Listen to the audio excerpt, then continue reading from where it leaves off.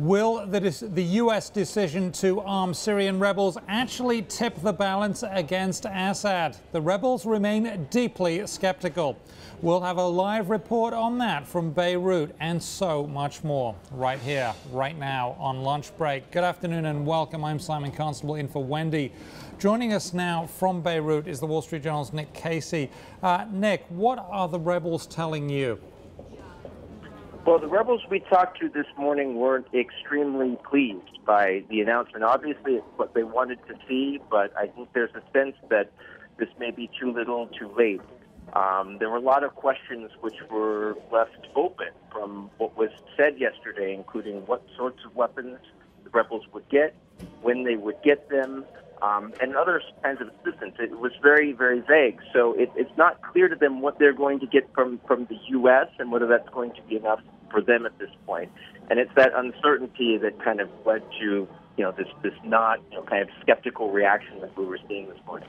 Okay, so they're in a wait-and-see mode to some extent. Now, at least a big part of this decision that's been made by the U.S. is based on Assad's use of chemical weapons, and Russia isn't necessarily buying that, is it? No, it's not.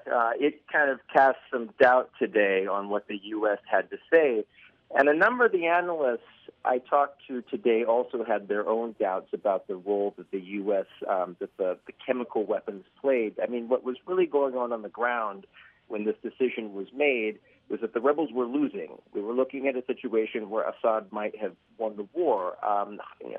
Hezbollah had come in on the side of Assad, and he had taken the town of Qusair as well. And I think in terms of people looking at Syria right now, it looked like those two things were the ones that were sort of tipping the U.S.'s decision on this, perhaps even more than the use of chemical weapons, whether that was going on or not. And we've also, of course, heard allegations by some people that the rebels themselves had got access to chemical weapons. So that sort of muddies the water even further, right?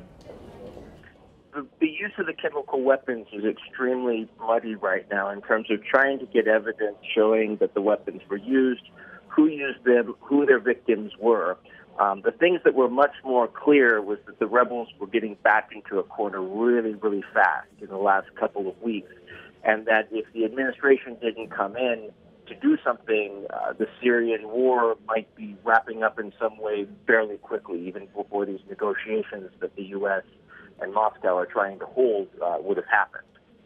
Okay. Well, we will see what happens. Great stuff on that. Nick Casey of the Wall Street Journal. We appreciate your time. Stay safe.